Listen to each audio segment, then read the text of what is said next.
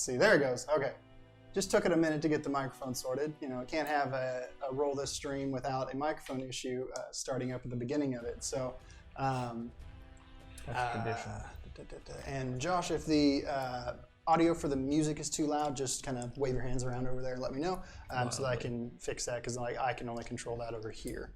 We got a couple of quick things to go through out of the gate, and then we will jump back in with a little recap of what took place on the last episode, and then get into the events that will transpire this evening.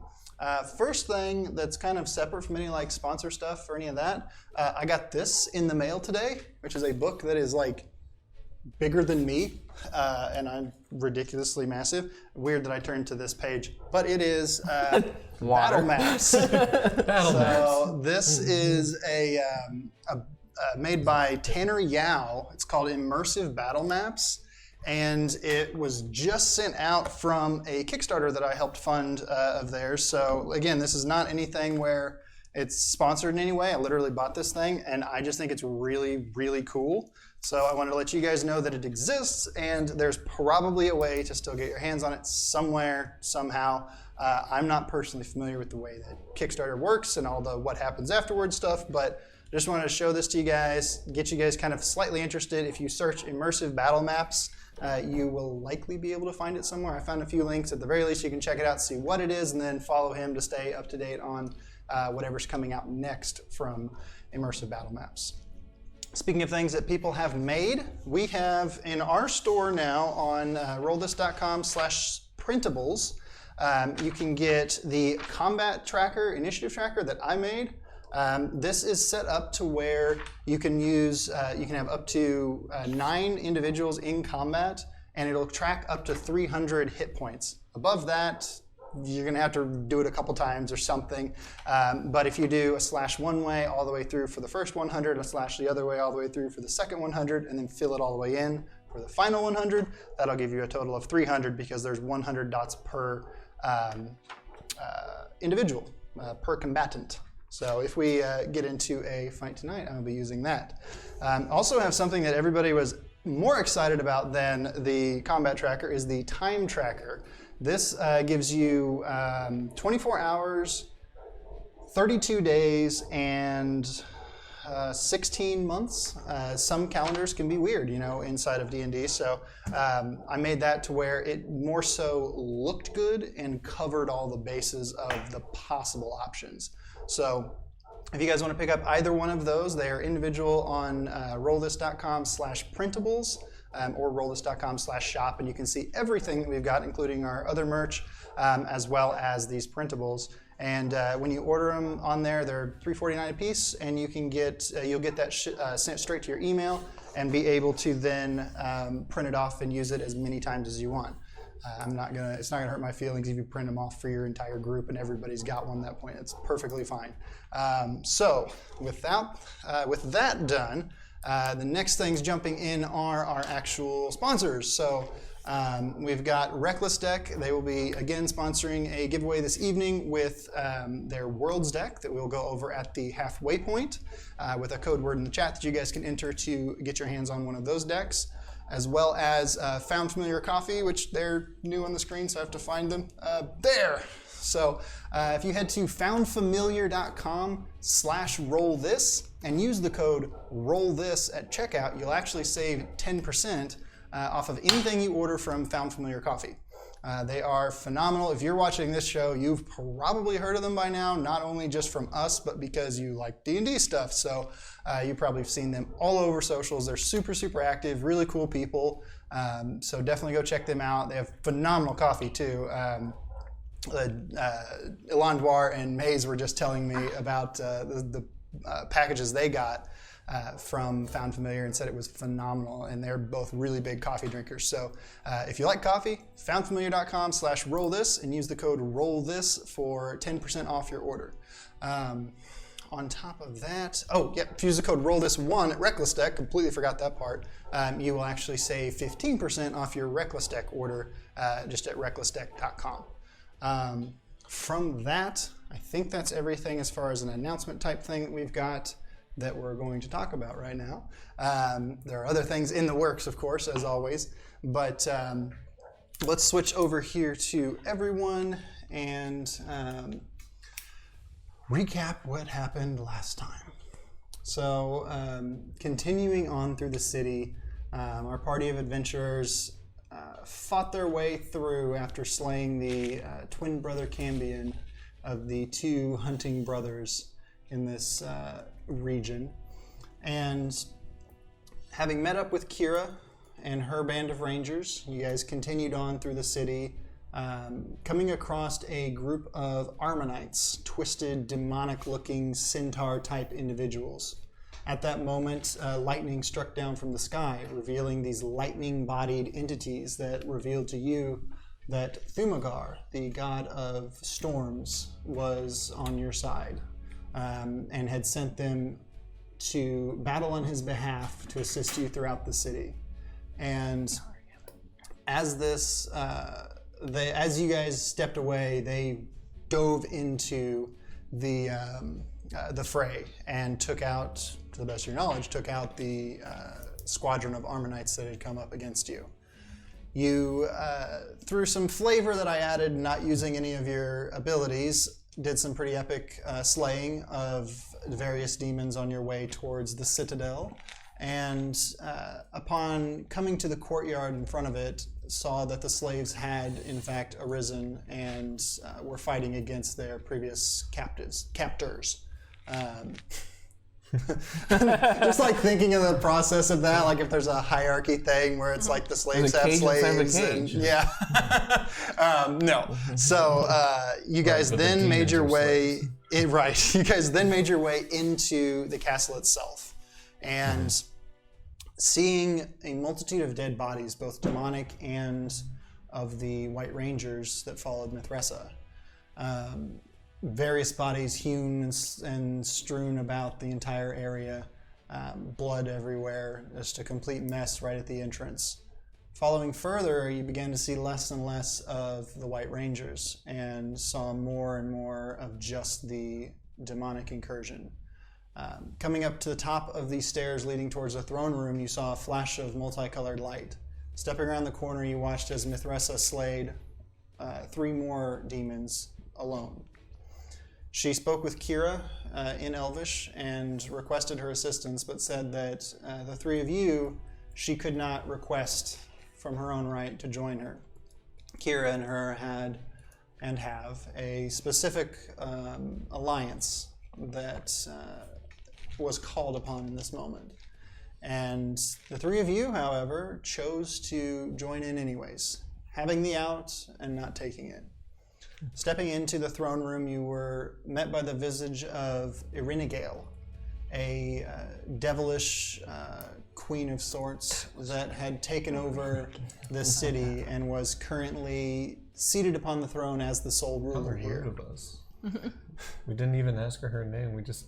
No, we tried to get it. Yeah. I just told you at one point. Not only just now, but like I just said it because I was like trying to That's skip right, over I it, called skip her over it, skip Abigail. over it, and I was just like, all right, Irinigale. Yeah. And after fighting her guards, draconic-ish in appearance, but mutated and sickly as well, you guys defeated them after a bout of darkness being a bit of a hassle, for not the first time in this story. And after slaying the guards, you turn to assist Nethreshara. Kael flying up into the sky, Maze supporting and fighting from the ground, while Elanduar utilized his bow to fire at Irinigale.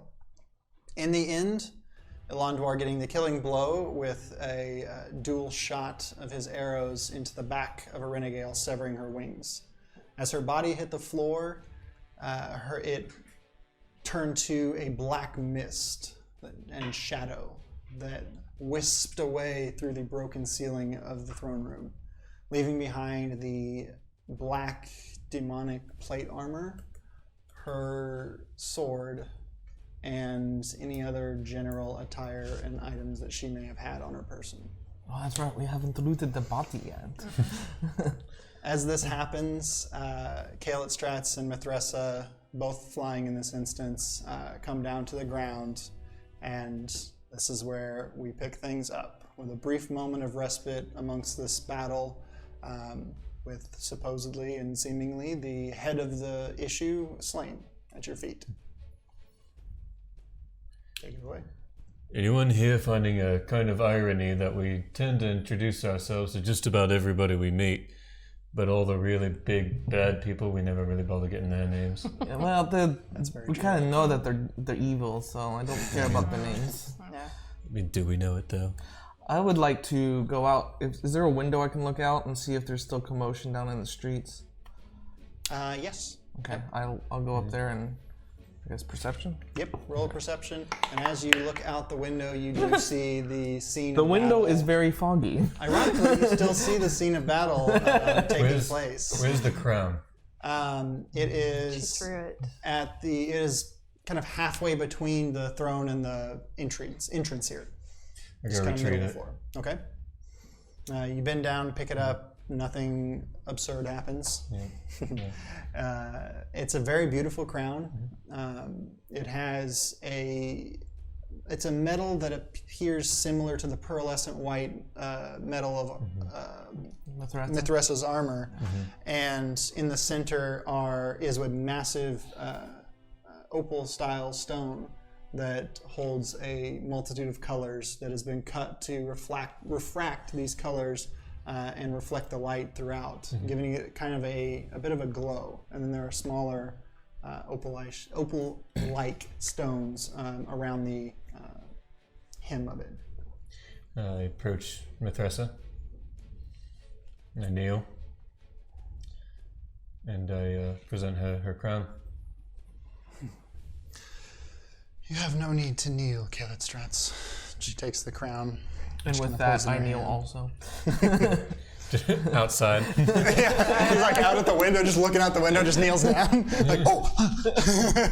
What's happening? None of you have a need to kneel here in this city. Without your aid, this battle would have gone much differently. I thank you, each of you. And she still just kind of looks at the crown, though. She hasn't actually put it on. She's just kind of holding it and kind of looking around. She doesn't seem done yet. She's like kind of like the battle outside, regardless of what you rolled, even if it was a natural one, you still would have seen stuff happening. I mean, it's war. It was a 2, so you know. Okay. Nethreshara, So yes. may Yes, I Greg. do the honor? Not just yet. We still need to finish things off here. And she's People kind of need looking to at see that. the queen crowned. She's kind of looking at the armor piled over there, kind of confused, like she's kind of wary of it and unsure of what may be going on with it. Okay, Maze, could you do something about that? About what? The armor. I think it needs cleansed. I could Something. mend and All right, I'll kind of Yeah. go over there with Maze here and try With this one. try to like I encourage. can't dispel.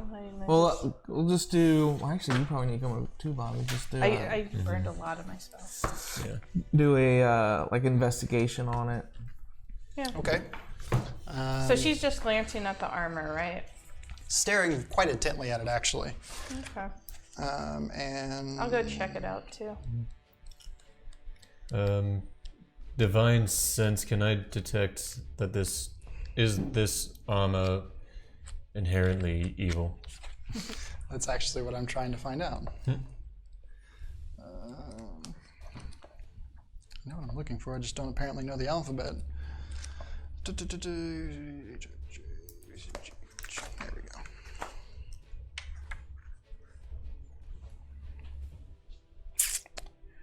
go. You're looking for what again specifically? Divine sense to detect good and evil, to determine whether or not the armor itself is desecrated or evil. Yes. I don't know if there's a roll or anything special that has to be done for that, but yes. Enchanted stuff that does evil things is different than is actually in and of itself an evil artifact. But the terminology of desecrated is where it comes into that. So it is definitely desecrated armor, which would actually be the title of the set, is Desecrated Armor. Yeah, okay. So, were you approaching it, Elanduar? Yes. Okay. I'm going to take my longbow and almost attempt to kind of poke it with the end of it, pick it up. Nethreshara, do you want us to do away with this? As you go to poke the end of Wustabas towards it. No, not Wustabas. Really? My longbow. My other bow. Okay. Just the wooden one. I don't want to. Okay. Yeah.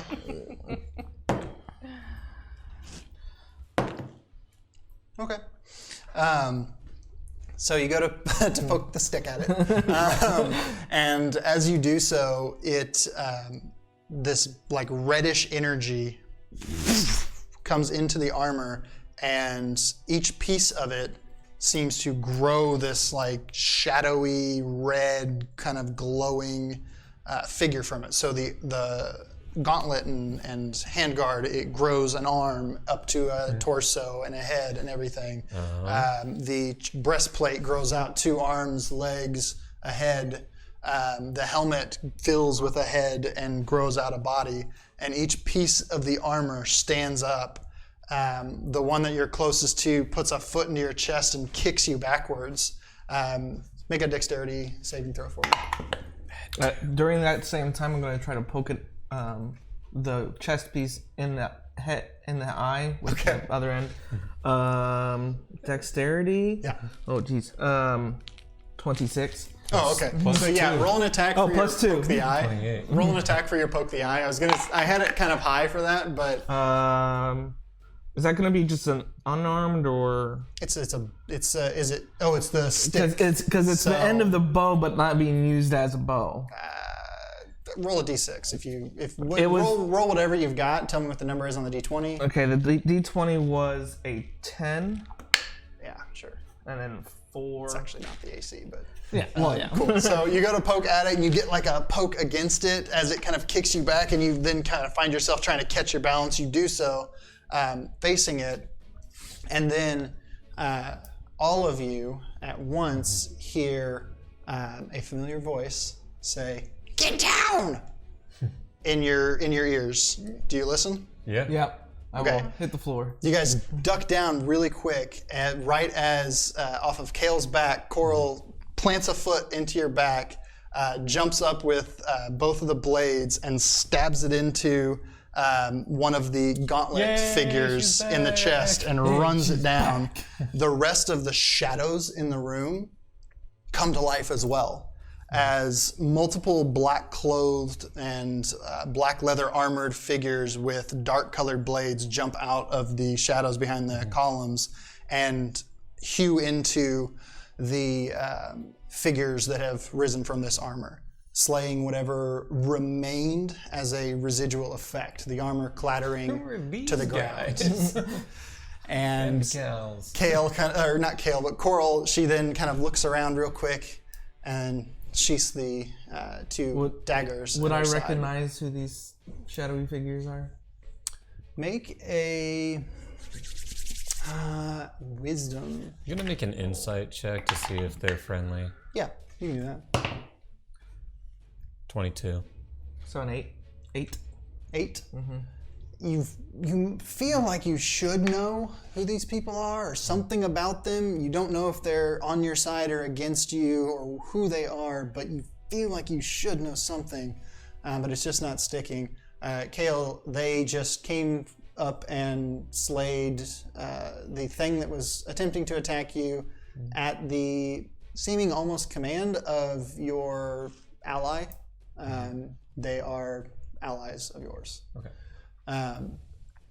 Koral stands there and kind of puts the blades away, and you see that all of these individuals now, as they kind of are like stopping and sheathing their weapons and putting bows on their backs again, they're all like covered in blood. just completely and utterly drenched in blood. Like they have gone through things in this. And you notice that the ring is still on Koral's finger. She kind of turns to you and she's like, well, sorry. Before she could say anything, like go much further than sorry, I just pick her up and just hug. She kind of like returns it and pats you on the back of the head, and then kind of just like, not like squirming to get away, but just kind of squirms up and like does this deft little spin to sit down on your shoulder, and then just kind of like pats you on the other shoulder. Yeah. I had to go get some people. These are my friends. Jaren there's the leader. He can tell you what we are and explain a little more about me as well, if you'd like. I'd like to hear it from you.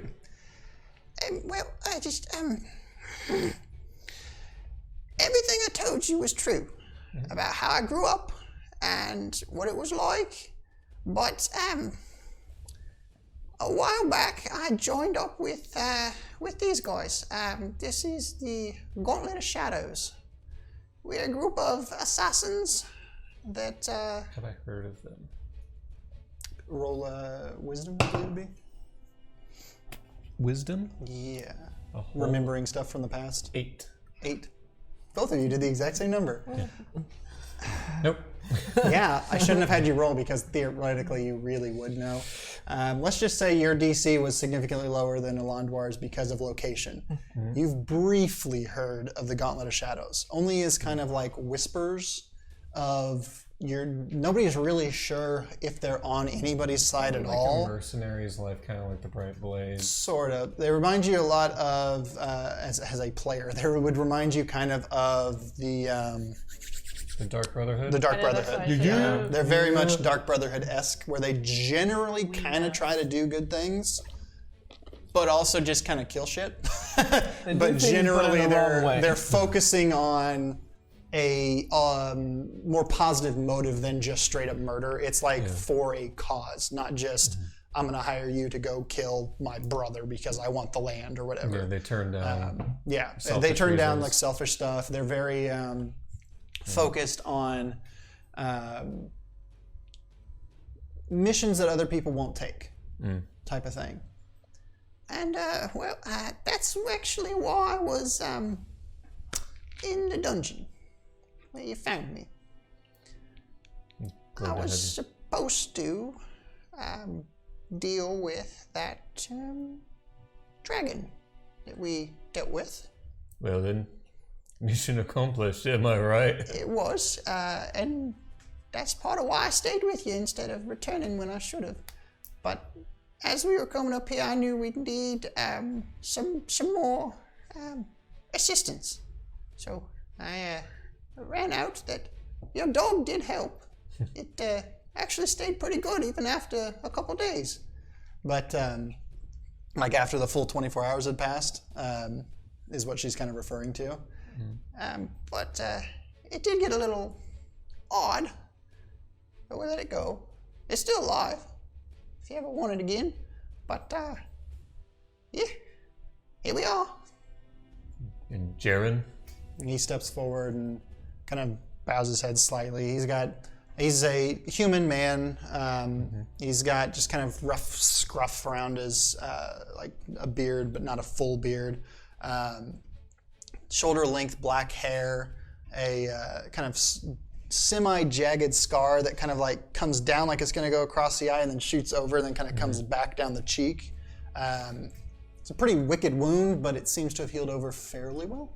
And the eye is still functional as well. Wearing all black, all of these individuals have everything that's on them is black.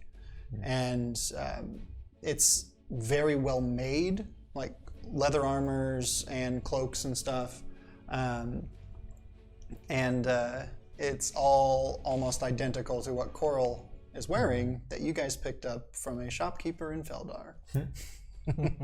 And that Koral specifically found somewhere and requested that it be purchased, and was purchased at a much lower price than it generally probably should have been. And he steps forward and just kind of his hand and a half sword sheathed at his side, kind of bows his head slightly. Well, it's a pleasure to meet you.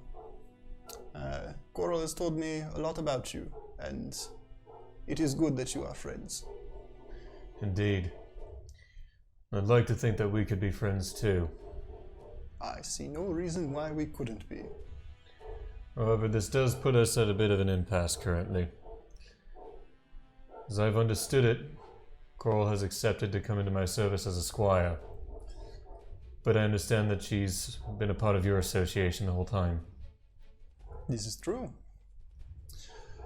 I would say there's possibility if it could be potentially discussed and eventually allowed with the Blades for a form of union between our two organizations.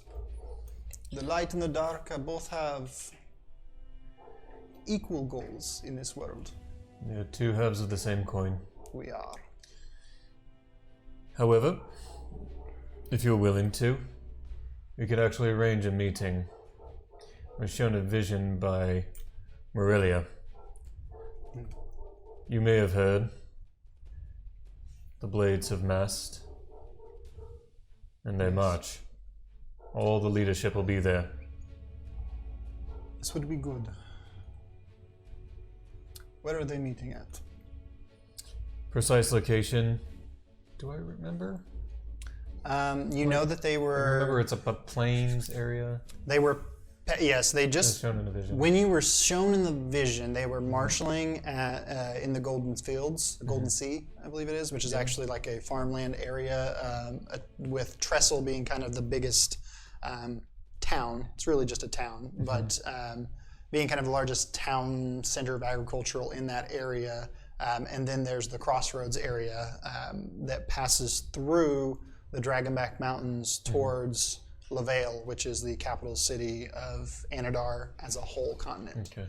At the time when you saw them, they were kind of coming together from the coastlines towards the Golden Sea, and would then likely have been making their way towards Lavale from there. It's been a month since then, right? Roughly. So, well, visions are tricky. I know where they were meeting, but I don't know if they were meeting when I had the vision, or if it was future portents, or if it was the past.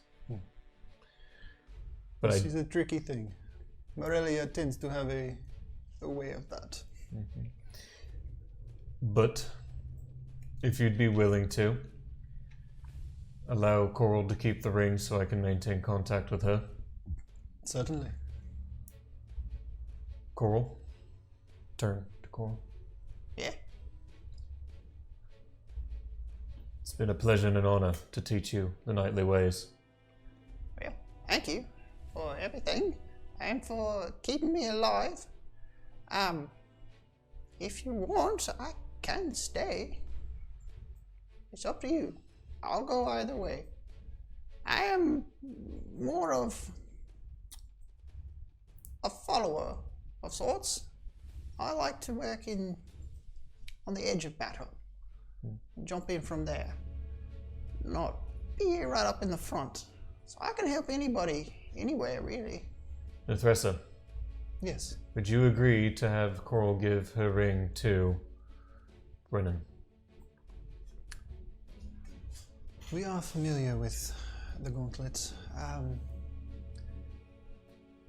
I see no reason why this could not be arranged. It is clear we have already given the ring to a member of the gauntlet, and it worked out. And Koral, like, as much as a goblin can, blushes a little and kind of just like has this kind of sheepish little grin on her face of like kind of gotcha type of grin, which gives you like that reaction you guys all just had as players in story, because it shows that kind of side of Koral that you're a little more familiar with as opposed to this side she had been showing recently here.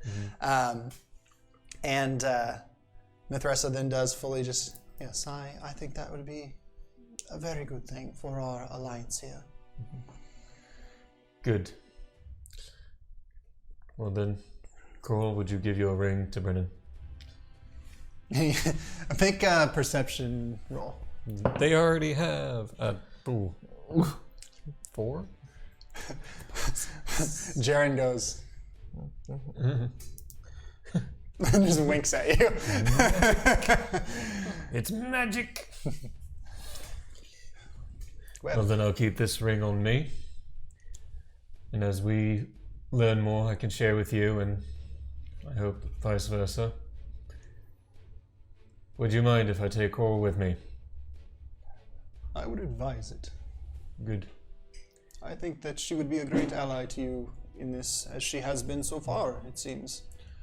She seems to have grown a bit fond of your group, all three of you. And I found it a bit hard to keep my balance climbing up the wall without her on my shoulders, so... A known feeling. Well, if nothing else, we have places to be. And he bows down and then just kind of like goes to stand back up, and you notice the rest of them have all kind of bowed in the same like unison type of thing. A very connected group of individuals here. And they jump into the air, transforming into a flock of ravens that kind of out through the top. Was it your raven? Was it my raven? You were talking to her? Yeah, I didn't even need to speak to animals. These were coming anyway. That was Koral the entire time. No, they couldn't have been. I was trying to think of a way that might have been possible, but we did have similar voices. But it is not. She was standing beside you when you were speaking with the other raven, whose name you didn't ask, so you don't get. That's fine. Maybe later on you'll meet him again. Still don't trust him. That's fair. Nethreshara now looks to you guys and it's just kind of like, I think now that has been dealt with. And she seems more relaxed now and just kind of glances over at it. I think now would be an appropriate time. And she turns and starts walking away from the throne towards the like a balcony kind of thing. So there's the stairway you guys came up is kind of like as you're walking out here is to your left. The kind of hallway that leads then to that stairway. There's another hallway to the right that leads to another stairway. Before I leave that room, I'm going to hit it again with my bow. Okay. Twing! What kind of armor is it? It is plate armor overall. Yeah, I don't have any proficiency with that. I don't need that. And One of us does. Do you want to put that on? I don't think it'll fit me. Probably too small. Irenagale had some size to her as a demonic queen. And Nethreshara walks forward out onto a balcony, opening up these doors opening in front of her kind of automatically. And before she fully leaves the castle itself, she does put the crown on her head.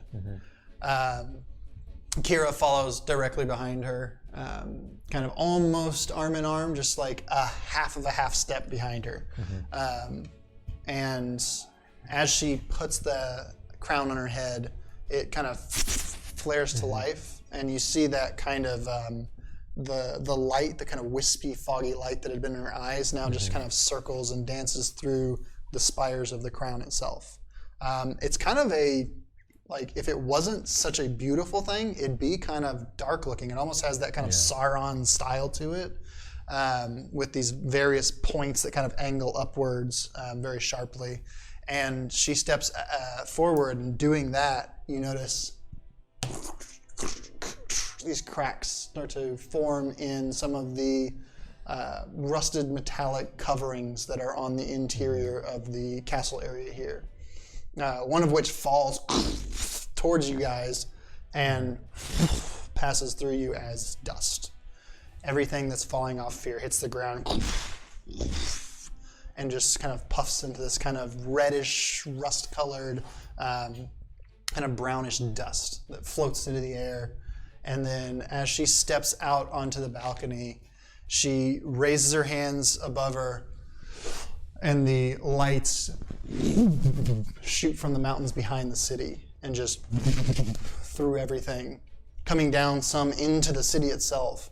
And as this happens, she then starts to lower a hand and brings her hands forward in front of her. A staff appears, kind of seeming to project itself slightly from the crown, and then she grabs onto it, making it solid. It is the same color as her armor. The top is another one of those gems, but it's suspended with these twisted kind of metallic things around the outside, and it's just kind of suspended, floating in there. And then she takes that and hits it down onto the balcony itself. As she does, the light shoots out from her feet and just continues through the city. Now primarily coming just from above, you see all of the metal throughout the city falling. Some of it does destroy certain buildings based on the damage that had already been done to them comparative to what was being used to hold them up at this point. There are also a multitude of lightning strikes that come down from the now fully gray clouded sky. The black had been pushed away by this cold wind that's blowing snow throughout the space. The clouds are kind of in a line, pushing away that blackness and kind of swallowing it up and leaving the city as the light comes through. It is nighttime and at this point, and the lights are lighting the entire area along with the flashes of blue-white light from the lightning coming down into all of the spires that had the smoke coming out of them. And as they down into them, you see a puff of kind of like blue flames come out of the top. And then as it fades away, nothing. No more smoke or anything of that nature comes through. The city seems to have been won. Rugrak's ship has gone silent. You do still hear the dwarves' various battle cries, sounding victorious at this point. You see a few of the flying demons trying to make their way out of the city and being brought down by some of the rangers. A few do get away, and some of the, from this vantage point, you can see literally everything in the city. It's how it was designed. You actually see a couple of the larger figures run towards the water, only to be met by a onslaught of bright bluish tentacles that warp out of the water and just and then yank them in. The rest of those following those larger entities then scatter out the way. And the battle does seem to have been fully won at this point, with the center, the head of the serpent being cut off has killed the advanced power that was going through the city. You also at that point look down a couple stories from where you are now, standing behind Nethreshara and Kira, and you see Ithalian kind of leaning on his sword as he walks and carrying by a horn the head of a Balor. He's now back to his 9-foot size, so it's quite a chore, even with that size, Balor being 20 feet in height. But he is just lugging that thing along, making his way up towards the castle. He kind of glances up, seeing that you guys are up there, and stops for a second and just kind of picks it up, his muscles bulging and straining with it. Throws it down the ground. And then proceeds to walk somewhere. You lose sight of him as he kind of passes your visual range. Could be coming up, could be leaving. But he's left the head right there, kind of in front, almost as some form of like offering of sorts. So we did damage to that. Does that mean we get part of the XP for the... I don't know if you guys actually did it. I did. He did like 2 points. I did like 17. It was very small. I did more than 10. That's true. That's right. You guys did both shoot your bows at it. Still not probably even 10% of the health, but you know. I don't even think it would be 1%. That thing is insane. You might have had 1% actually, based on what your bow does. Yeah. 0.01. Perfect. And in regards to all of that, I am going to bounce you guys past 9 and give you level 10 at this point. Yeah.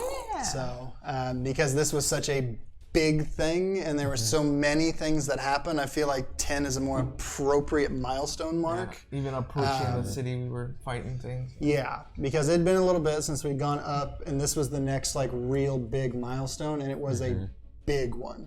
And there was a lot of things that happened in between. So that can be done either now or later on. It's up to you guys as how you handle that. But yeah, the city has been won.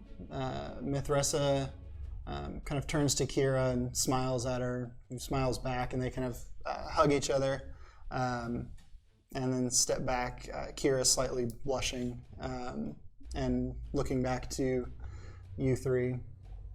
Well, I do believe we have some conversations to have. If you must, Kira, if you must. I thought it was you that requested Elanduar. I guess I started out that way. Yes, it was troubling times with the band that I was with.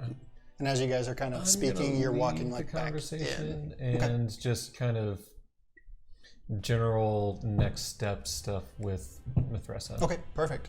So we'll go with Elanduar and Kira here. We don't necessarily need to roleplay that. Just Okay, cool. So you guys are just chatting general stuff. Ironic statement, general stuff. And Kira kind of walks with you, Elanduar, back into the throne room. Everybody's kind of generally making their way into that space. Still broken and shattered from the ceiling, but much nicer now than it was just a few minutes ago. There are now little kind of torchlights coming up, being set in by a couple of the rangers that have now made it into this space. All of them acknowledging everyone, kind of with a nod, including Nethreshara, just again with a nod, knowing that she views everyone as fairly equal across the board. That acknowledgement of we all did this is very strong from her towards everyone that's on her side here. Kira, kind of asking to you, Elanduar, so where have you been? Well, I think I just got the bad hand. The group that I was with, the small group of rangers, they were holding me back. They didn't believe in my abilities, and it made me angry. A couple times, and yes, I got in trouble, whatever, but I just don't. I hope everyone in the shifting points isn't the same as them. So I just one day, I know I didn't finish my training as a ranger, and if that angers you, then that's fine. But I just went on my own. I had to get away. I had to find some other purpose. I still relied on my ranger skills. I was survived because of that. But it wasn't the life for me. They seemed to always exclude people. Like, it was so frustrating. I hated it. And she, this whole time, just has this like warm smile on her face. And it doesn't like diminish your feelings or anything at all, but it gives you this almost annoying sense of like comfort for a split second, and it just like passes, and then you're back to completely normal. But it's like she just kind of gets it, and she just has that look of like, yeah, I understand. Yeah. Which she then relays, yes, well, things are changing quite rapidly in this area. It has been nearly a decade since you left. Yes, it was a long time ago. I stayed in the woods for as long as I could, Just by myself, I couldn't. I was able to sustain myself, but not as much as I thought. So I sought out another group, someone that could probably help me. I ended up kind of staying on the outskirts of a small settlement of orcs.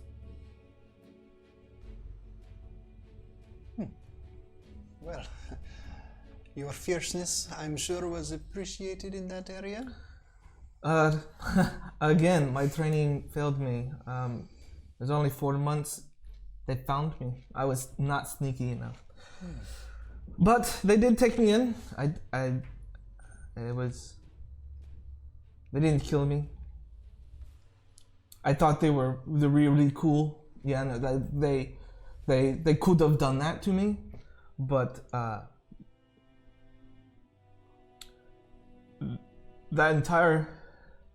all of them were slaughtered by centaurs. There has been quite some tension between these centaurs Yeah, and the orcs. don't worry about that. I killed that centaur that killed those people that actually did help me. I got my revenge. As one of vengeance myself, I wonder how has that affected you? How do you feel now?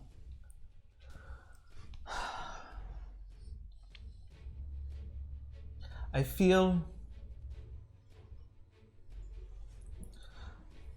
empty. A feeling I'm familiar with. This,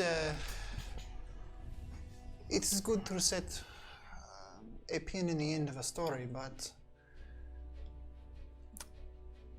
that one story is not a defining factor of who you are going forward. You have done a great thing for many people here. And in hushed tones, I'm talking away from those two. I've assumed this whole conversation. Right, maybe. Yeah. And then maybe some parts were audible by them. But this part I don't want to be. It's like, dude, since I've been with these guys, I've finally felt purpose. That is good. It is very important to find your individual group, your tribe, if you will.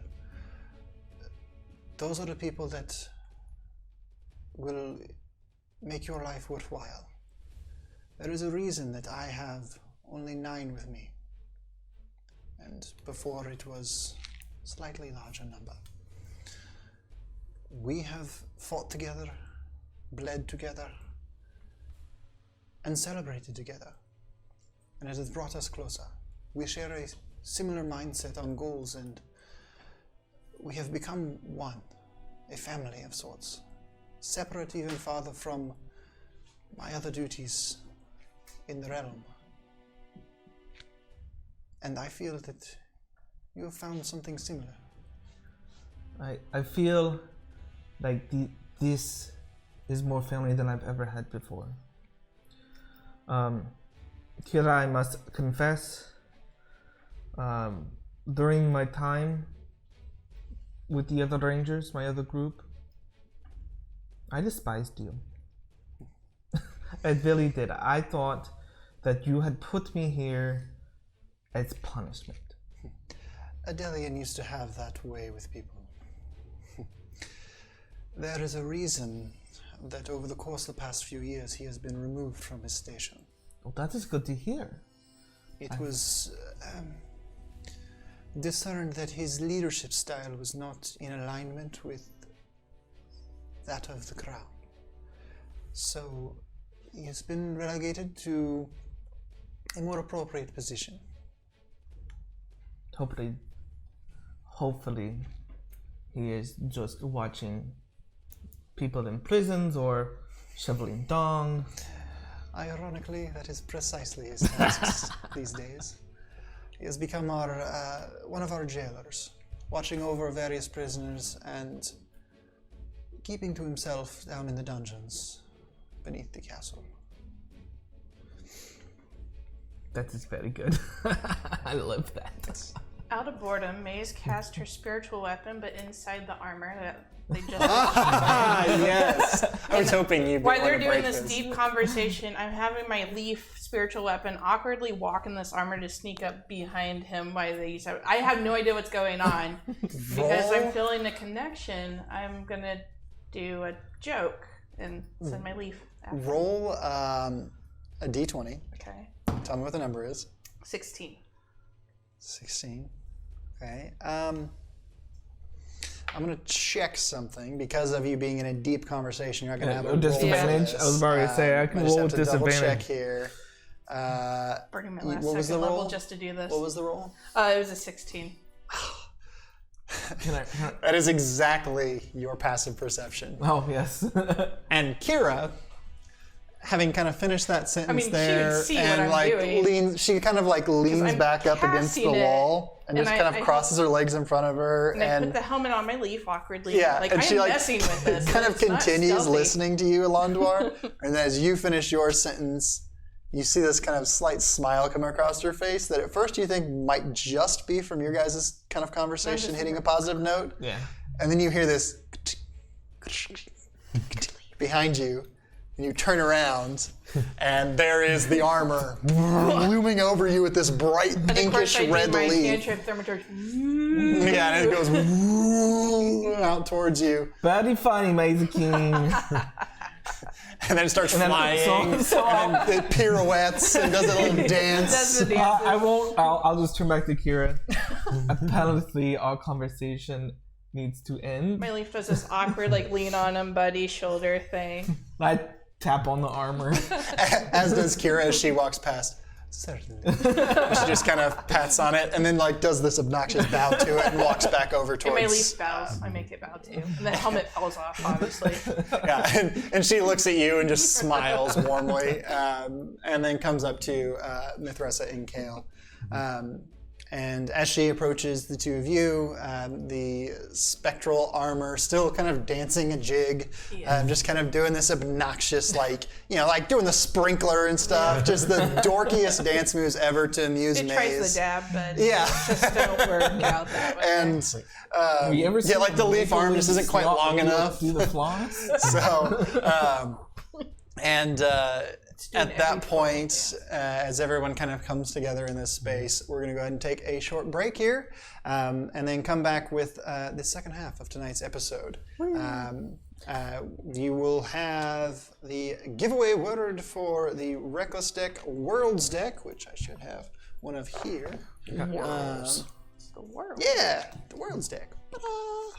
There will be a code word for that, which, as usual, I have neglected to make ahead of time. One of these days, I will do that, though. Probably not. One of these days. It's like one of these days we'll have a stream that starts without an audio issue of some sorts. I don't think that's possible. It's not that it's not possible. It's like I don't even want it to happen. As soon as I'm not in control of that portion of making sure the buttons are clicked, that's when it'll happen.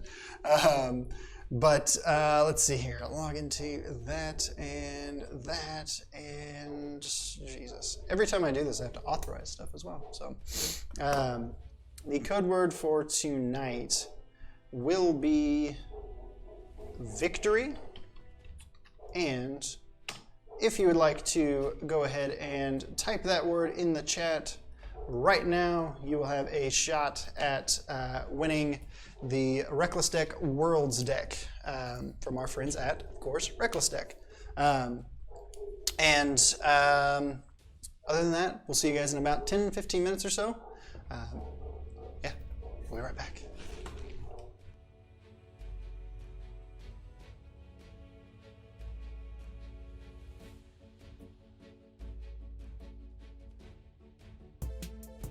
Tonight's giveaway is sponsored by Reckless Deck. For your shot at winning one of their Worlds decks designed for setting the scene and fueling your creativity when world building, enter the code word RECKLESS in the Twitch chat now. Reckless Deck offers various card decks designed to spark your imagination with character design and world building through random generation. Fuel your creativity with Reckless Deck and save 15% off your entire order by using the discount code RoleThis1 at checkout on recklessdeck.com.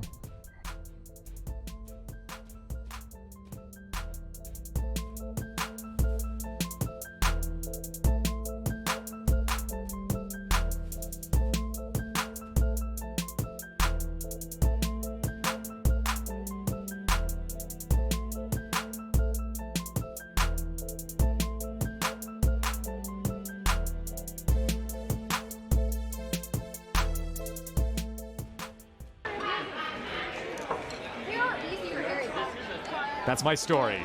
Middle school teacher, pizza delivery guy, entrepreneur. Over the course of a week, I got let go from my teaching job, my girlfriend left me, and my car broke down. So I figured, what the heck, now is the time to try and make a business.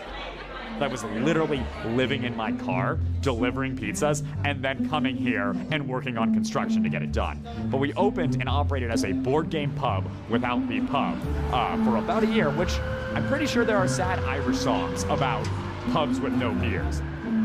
Standings. Current score is Slytherin 51, Gryffindor 55, Hufflepuff 57, Ravenclaw 60. How can I make your day better? Do you want to learn a new game? Do you want to return to an old favorite? Can I get you a drink? Can I introduce you to some people who enjoy the same things you enjoy? Would you prefer a quiet corner and the Wi-Fi password? Whatever I can do to make your day better, that's what I'm here to do. That's where our community starts and where our principles start. Games are interesting because they both satisfy the competitive nature of the, being able to validate, yeah, I'm better. But at the same time, they really help pass time by. They really help people think in different ways, believe in different ways. So I think games are kind of like mental sharpening tools, like whetstones to your, cerebral sword. Board games can provide a medium in which people can interact with the people across the table and connect. A lot of people really don't play as much as they should, and there's a lot of studies that have been done on how genuinely important it is that people play.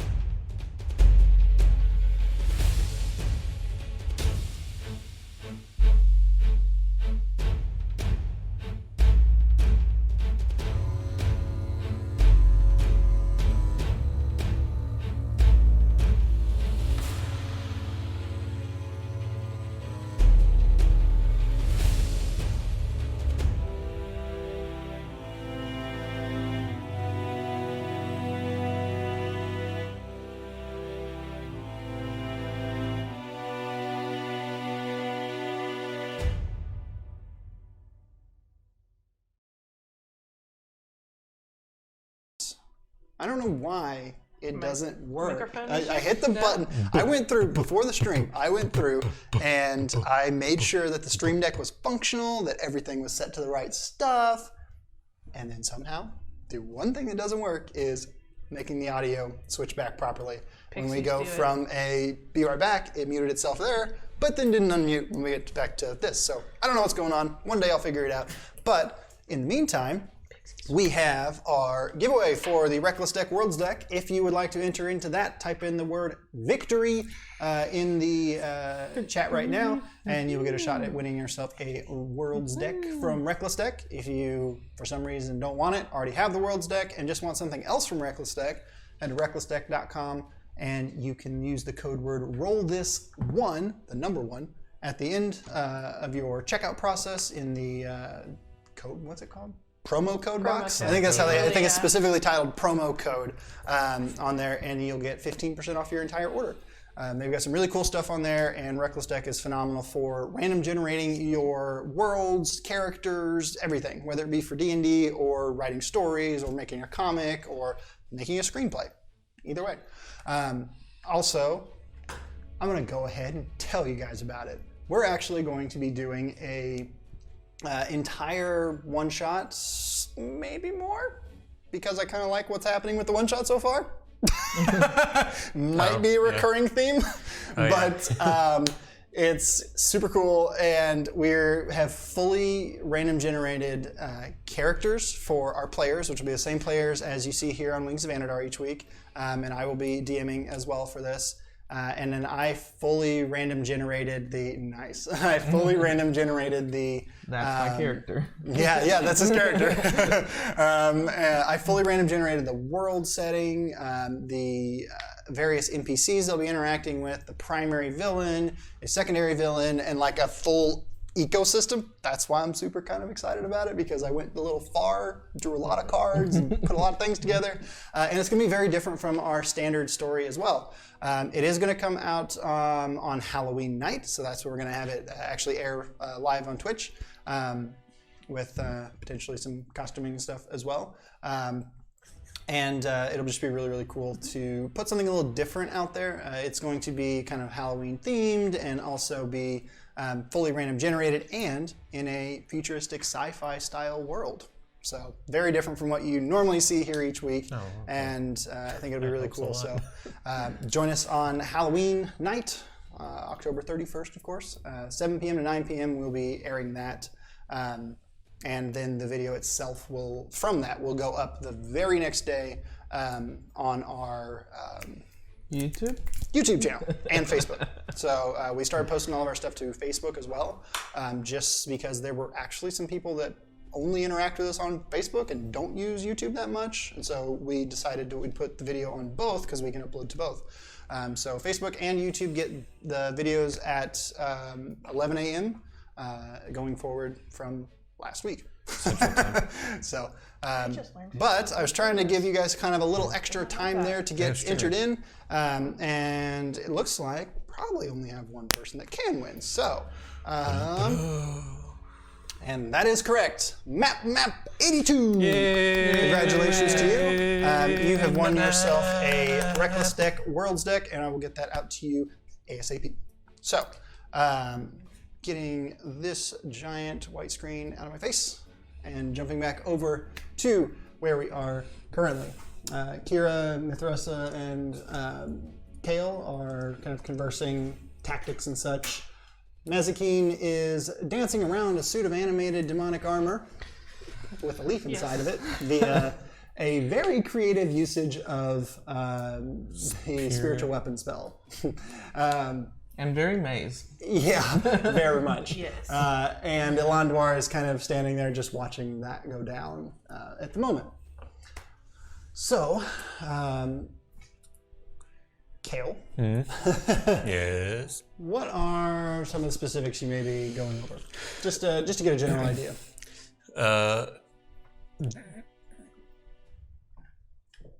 Basically, you were their leader, but now you're their queen. Well, they were your friends before, and they can still be your friends, but you have to wield this power differently now. Well, as a queen then, I would expect that, and she goes very kind of hard-eyed on this, I would expect that you would show me the respect of ruling my kingdom in the way that I personally see fit. Just some advice from what I saw down in the south. This is the far north, friend. Things need to be different here. The way of the past, even the way of my father, who had not fully grasped my ideals, was not conducive to the society that we need here, that we need for the coming fight as well. I have been training my entire life for this position. More than twice, 3 times your lifetime. I'm very well aware of what is expected and how I will modify that. I thank you for your concern, and more importantly for your aid in all of this. But allow me to rule as I see fit here. And then finally, as I know you know, the war's not over. Not at all. You'll need time to rebuild, but is there any way that we could reach you, should we need to call on Nethreshara's aid? She kind of just brandishes the ring. And as she does so, you kind of glance down at yours and you notice it kind of sparkles just a little bit, kind of a flare across it. That is the purpose of why we left them in each other's hands. Good. Now, I do believe that I need to take a nap. A very long nap. Excellent. With the battle dying down, we can certainly accommodate. The rooms, they may not be what they once were, but there are, I'm sure, some that still have roofs on them. And she kind of ushers up one of the one of her rangers, and just kind of quickly, and Elvin just speaks to him. And they turn to you, and just kind of motion for you to follow, and lead you guys down one level and over across to just a varied set of like rooms, and kind of just show you a few of them, all of which have multiple beds in them, or all of which could be used individually. And it's relayed to you that you may do so if you wish. As we walk away, obviously my leaf dissipates, and you're just going to hear armor clattering on the floor as we walk away. Yep. Mason Armor, start giggling. Weaponry, any belongings that may have been on Irenegale's person all just clatter to the ground in the throne room of Nethreshara. And you guys are shown to some rooms. Do you take individual rooms or anybody bunking up with anybody? Individual. Okay. I suppose Koral will come with me. Okay. Perfect. She does so. Just finds a spot and just kind of like... I also take this moment to thank Koro for But the you assistance. are actually... This is why the time tracker exists. You are actually still in that form. Big Dragon Boy mode, yeah. But you are getting near the end of it. Based on your last time that you were in this form, it seemed to last about 3 hours, and you willed it away at that point. Yeah. So, just for your general knowledge of it, you're still not fully versed on what exactly happens and how it's controlled and how it goes, but you do kind of feel that now, as you don't need it, you kind of feel as if you are just kind of naturally releasing it. As opposed to holding the form, and you just kind of diminish slightly. Yeah. But it is still, you do still have the form, it's just kind of diminishing gradually over the next hour or so. Okay. Well, I do that, and I do my prayers and get ready to bed down. Is there, inside these bed chambers, is there actually a place for me to meditate at? Like instead of just a bed, is it like an actual meditation thing, or has that all been destroyed over the last 100 years? Are you looking for kind of like a Darth Vader like silence well, I mean, chamber? like type a situation? just like a shrine type thing, light some incense.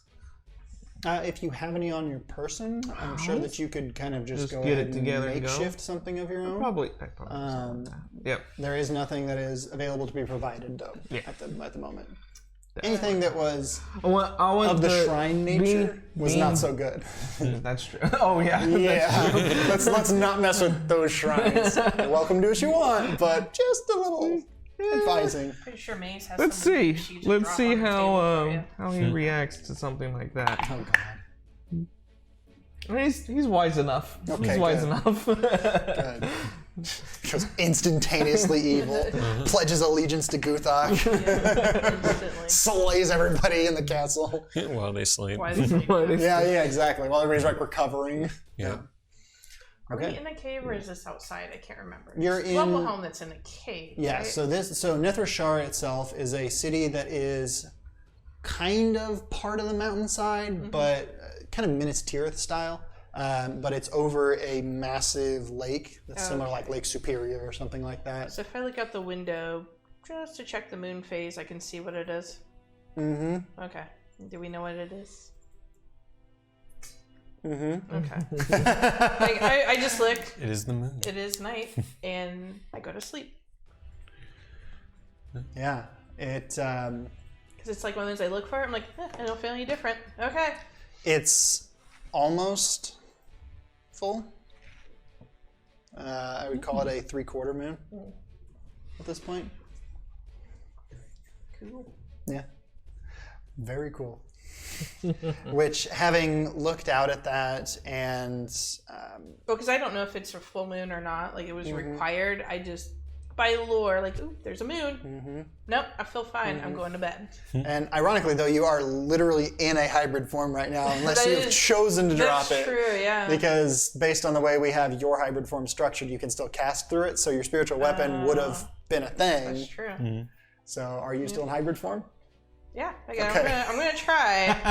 Curl up. Okay, so Maze curls up in bed as this massive 9-foot-tall werewolf demon with pink leathery wings, horns coming out of the top of her head.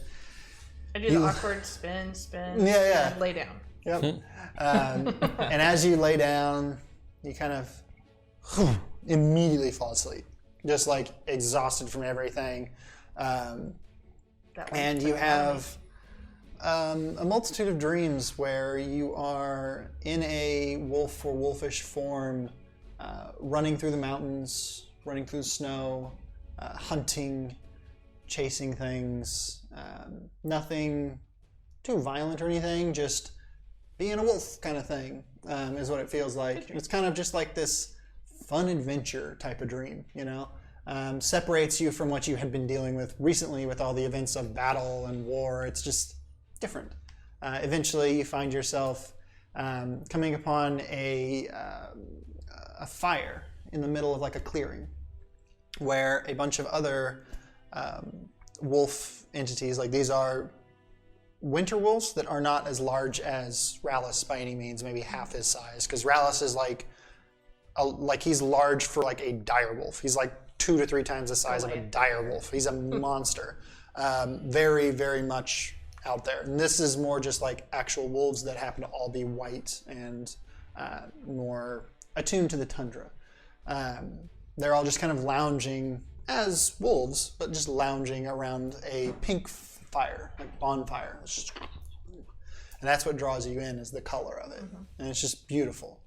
And you kind of come up, and as you look at it, you just kind of look around, and you notice that you're standing up on this like rock that slightly elevates you over the rest of them. You just kind of look around at everybody, and you howl into the air, and then all the other wolves kind of slowly stand up to their back feet and start dancing around the fire right in front of you. I started the best pal ever. Yep. And Kael at Strats, as you fall asleep, seeing Koral rapidly fall into her dreams as you're finishing your prayers and such, kicking a leg like a little dog or cat would. Who knows what's going through her mind? You lay yourself down and fall asleep. You remember the dreams you've had previously, and almost with those thoughts in your mind kind of conjure the same thing, to where it's almost like you chose the dream to happen this time, as opposed to it just happening to you. And you see the mountains. This time it's faster though, they just rush right by. You feel very familiar with the area, very confident in where you are and what you're doing. You find yourself at the forge again. What'd you roll? 2. Okay. I'll keep that in mind. Oh God. You find yourself at the forge, and sitting across from you, just kind of lounging on a large chair, as you are hammering into blackened steel, you see a man wearing, I don't want this to sound like I'm describing someone from the Gauntlet. It's not someone from the Gauntlet, it's not the same armor, but wearing kind of just like leather's Under Armour. It's like what you would see under plate armor, kind of the sleeveless leather across the chest, long kind of tabard bottom, black underpants, big black boots, thickly muscled individual with dark hair, but cut short, kind of militaristic style, and with jet black eyes that have red pupils. Just kind of lounging there, watching you work,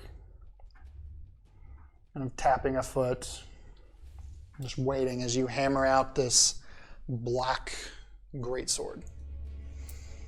And looking at it, you see that it has the visage of a dragon from the center of the crossguard, kind of eating the blade almost, like eating down it, with rubies set in the eyes. And you're just finishing up the final touches on the edge of the blade, kind of hammering out a couple last dings, quenching it, taking it over and doing the final sharpening, and then hand it off to this individual.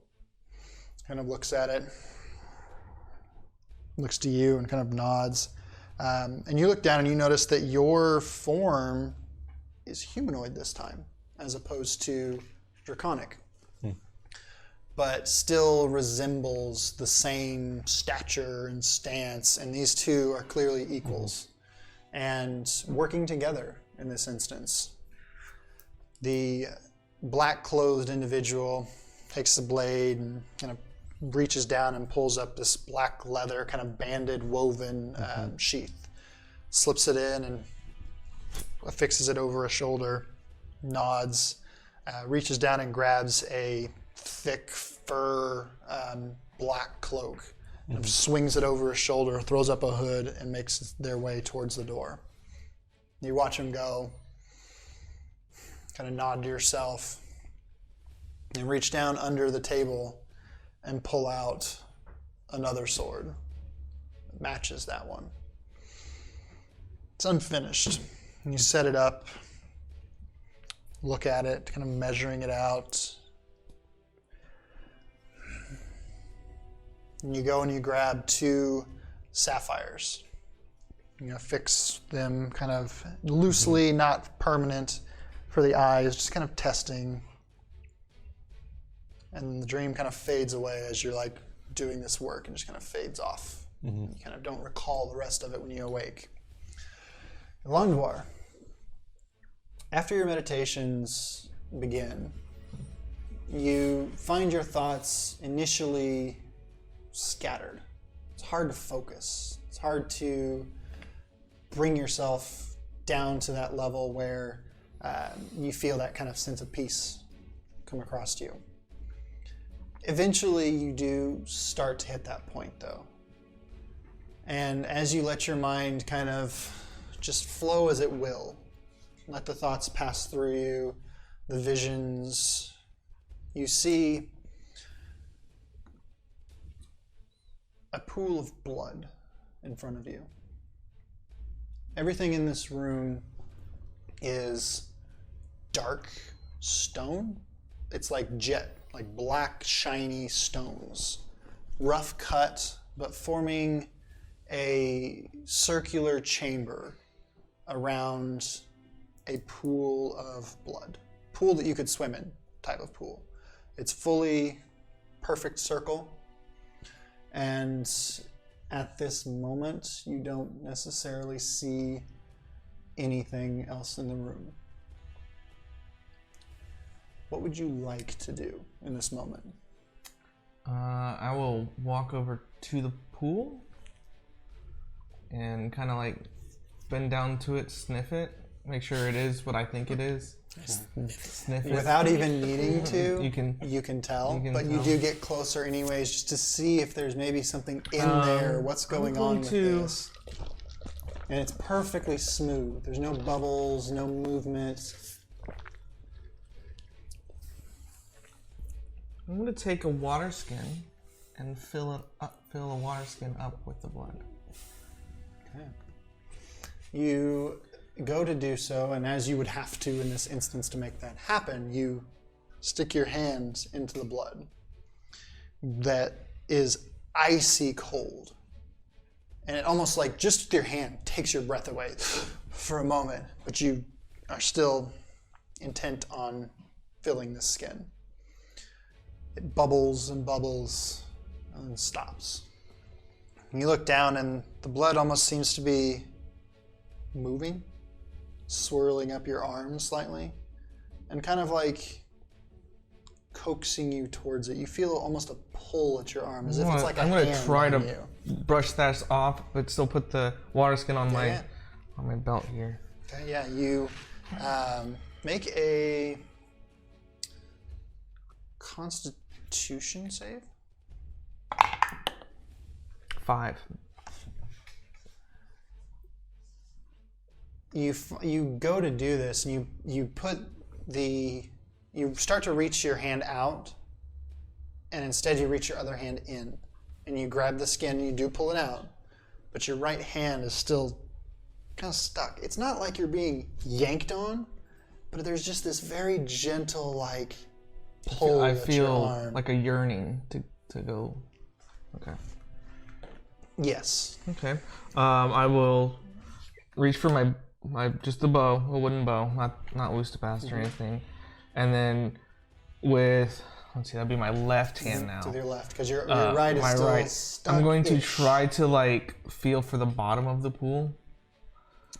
So you're 5'6", 5'5"? Yeah, 5'6". It's a long bow, so it's your height. It's going to be my height, yeah.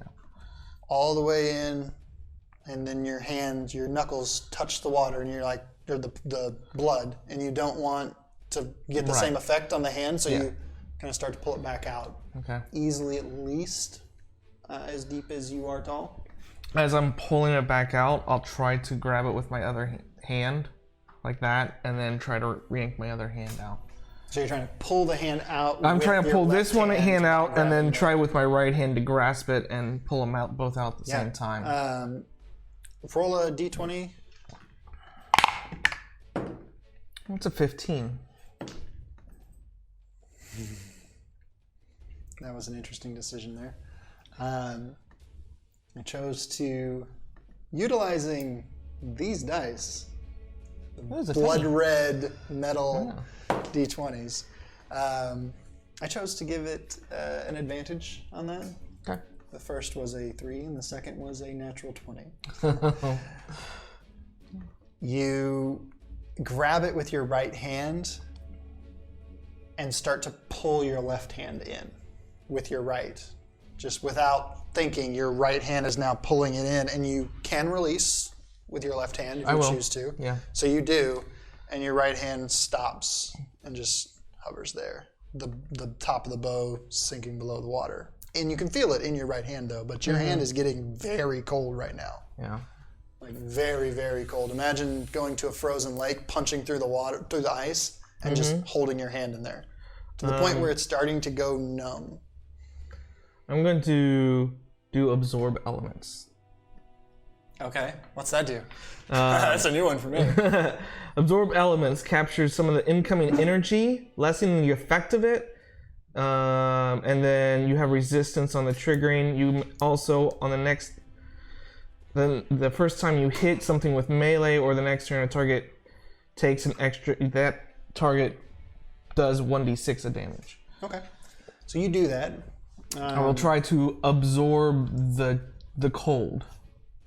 Okay. Yeah. That's much more relevant to the problem that you have at the moment. And doing so, you feel the feeling come back into your fingers. Okay. And you feel as if, your hand's still there, kind of thing. But as you absorb that, the blood that was slowly spiraling up your arm kind of rapidly, in the moment you cast the spell, it's instantaneous, I believe. So it just goes and shoots up to like half your bicep now. Okay. And looking down, you notice that you are now in like a, bless you, black kind of sleeveless tunic type thing that is black velvet. Okay.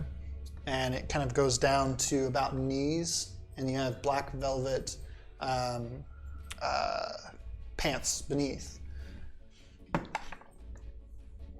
Okay. Let's see. What else do I want to do?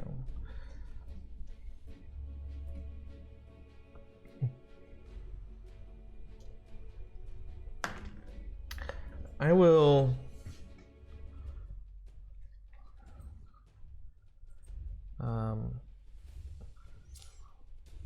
Again, I'll try to like bring up my right arm, but it's still stuck, right? Okay. It's still.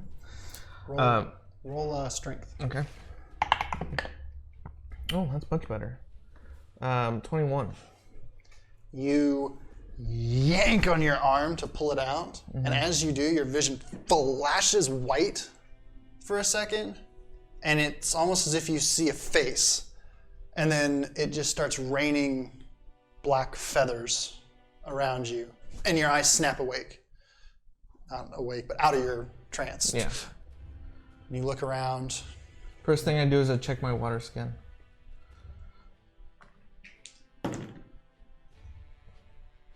It's full of blood. 19 and a 20. Okay. Interesting. And the 20 was what needed to happen at all. It's full of deep red, ice cold blood. I'm gonna pour some of that onto my hand and see if I feel that coldness still. It's icy cold, just like water that's been sitting in a freezer. Like if you take a bottle of water, put it in the freezer long enough, and just where it starts to freeze around the edge, and then you take it and pour it on yourself, that's what it'd be like. Okay. Just that jolt of freezing energy. And it wraps around your hand and kind of like squeezes your hand slightly, and then drips off as if it was just normal blood. Okay. I'll return it to my belt. Okay. With that, you guys get some interesting rests, full rests. You can, of course, consider yourself having gotten a full rest, bringing your spells and hit points all back up. And you find yourself in a new dawn upon the city of Nethreshara. A meager breakfast is brought to your door, just basic rations.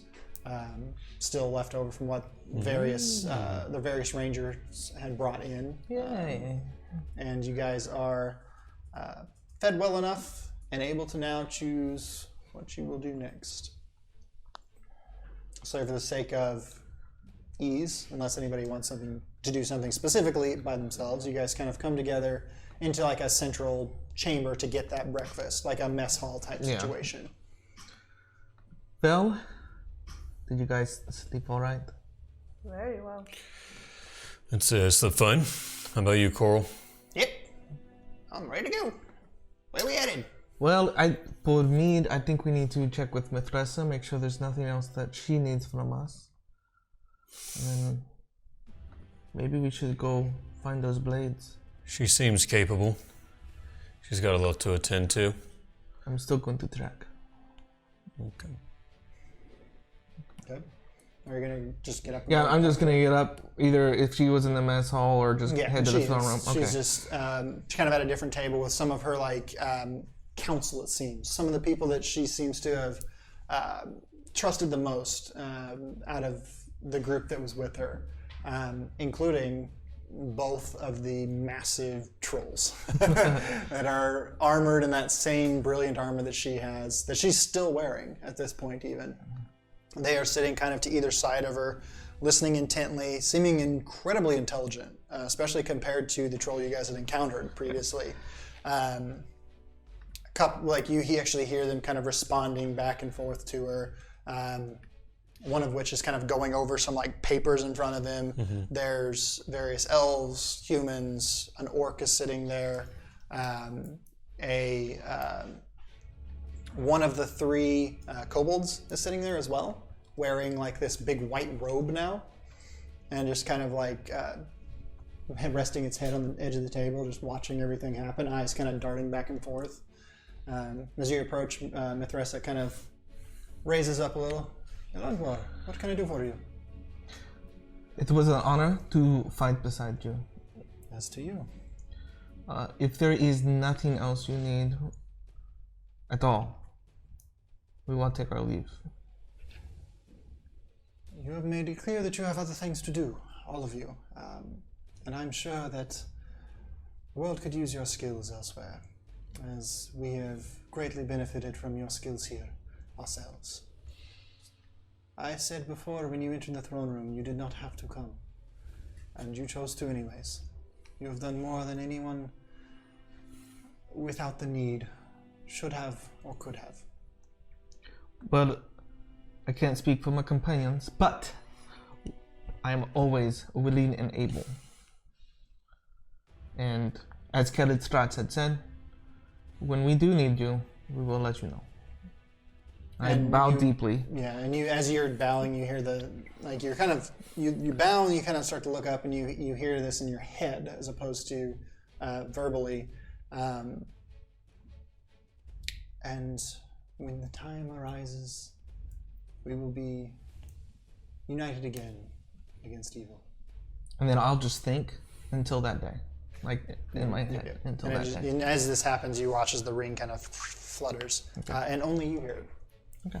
The rings seem to have gained a new level in themselves, to where the long-range communication can be chosen as to who it's to not interfere with others, potentially. If you did want it to be to everybody, it could be, but you have it set to where you choose who it goes to. Would you say that it's on a different bandwidth? Which, you do notice that they are varied now. Yours, on your left hand, as the other is on your right, does have a wider band, and the stone seems to stay more of a greenish color out of the colors that it has. Mazikeen, yours has a thin band with a larger stone on it that kind of protrudes slightly into almost like a point. One of those, if you punch someone with it, it's not going to be comfortable. And it is vibrantly that magenta pink color. Elanduar, yours is emerald, but has this swirling of black in the middle of it that just kind of moves. And you see Nethreshara's is as it was, the same jewel as on her crown, which is the only thing that's really different about her is she is actively wearing the crown. So, where will you guys be heading? Probably south. Well, we need to head back to report. We'll need to stop by the shop, and we also need to find that forge. Nethreshara. Yes. There's a fabled forge of legend around these areas. Do you happen to know anything about it? Thanks for a minute. I'll give her. I remember something of this, but I can't place it for some reason. As I think on it, as a haze. I want to say it's northwest of here, but I can't recall the specific location. She looks kind of confused at this, and then just kind of passes it off for a moment, as if she feels like she should know, but she just can't quite get there, which is a look you've never seen on her before. Well, I suppose I'll either have to find it myself or rely on... not Rugrak. What was his name? Kael Strats. Did you recall if it was near the mountain or near the lake? That was the goblin. What type of person are you looking for? The red dragon. Parthor. Parthor.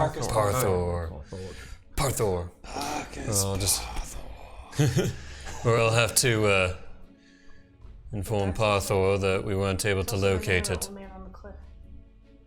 Because I asked you the name of the old man on the cliff who in Dweller who dispersed so many lights. Maybe it's not an old man. But I know that name. Maybe it's a very old I know dragon. that name. I guess that's my problem. Is there out of character? There's something that I think we need to take back to the king of Dwellwilhelm, the proof that she has her throne back. Because I know he's the one who kind of sent us up there. I thought he I would imagine that requested- Rugrak's report Oh yeah, that's right. He's going back there. would probably... Who is still in the city, in the Yes, port. okay. Yeah. You saw the ship still out there. Could the black hitch ride ship with the red back. sails. Maybe we should. Perhaps we should board his ship and try to get back to the capital. Because they're The so much Dwarven better at Kingdom. controlling water. Who is this? Who is this? Rugrak is a dwarf we met all the way back at the beginning. When we first met. Yeah, I think I threw a head at him. No. Then you throw a head at Thimdall. Oh, Thimdall. First That's Thimdall. There's a lot of head throwings back in the day. Rugrak. Rugrak. I'm gonna add that to The the ones in note. their names. Oh my god. But As with, you're saying the names and trying to get the name correct, a black-clad dwarf starts to approach with a golden axe over his shoulder. What are you talking about me for? And he sits down heavily beside you. You're still alive. Good. Just barely. I see you've made it too. That we have. I had to go back and get my ship so we could deal with this. Well, I'm glad that you came just in time. But we do need to deliver a report to the king. Inform him of our victory. That's a ways in. I'll be heading back to Globberstone and then to Durfast myself. If you want, I'll just relay it for you. I think that would work for me. Though this time you won't charge me to deliver the message, will you? Nah, not this time. Excellent. Well, I guess that means we're free to do...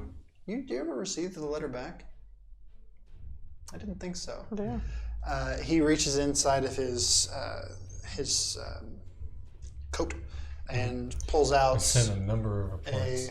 a letter Yeah. that has this kind of faint, light bluish sparkle around the edge, kind of arcane in look. Yeah. Sealed. He hands it to you. It has a silver seal of a dragon's face on it. It's a letter opener from the ring. Tiny dagger. From the ring, because that could be a weapon. Poke your eye out with that thing. You take a moment to fix your mic. My microphone. Oh my. Stop it, Koral. Look at Koral. Come on. You need an extra. There's still. Go on. Yeah, do you need more? No, it's fine. More figured it bandage out. of stickiness? We're going to be getting a couple of those new ones soon. Good. We're going to work on that. But anywho, as you do open the letter, you see what is written as acknowledgement of your letter being received, your report, and it requests that... Request isn't the right word. It more describes the events that are taking place as being a unprecedented marshalling, where all blades not otherwise occupied, otherwise on quests that benefit the good of the world, are requested to join at the Dragonback Pass towards Lavale, near the cities known as Balls. Not known as Balls. Known as, I forgot my map. The Crossroads. That's what it is. The city itself is known as the Crossroads, and it is where three primary roads on the western side of the Dragonback Mountains come together before they pass through the Dragonback Pass to Lavale.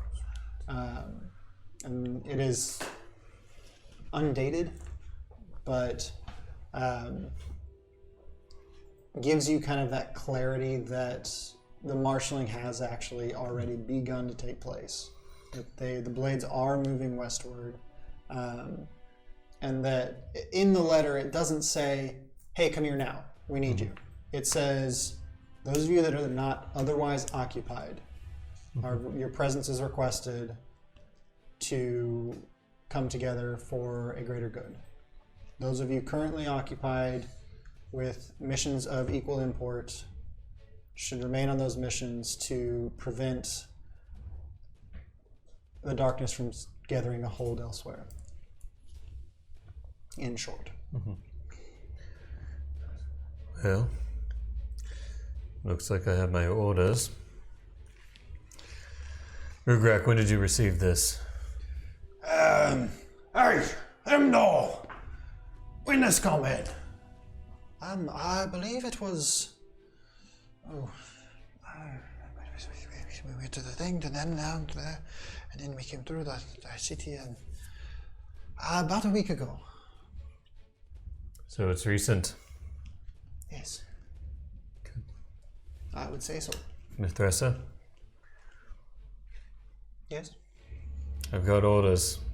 I go south, and I march with the blades. Excellent.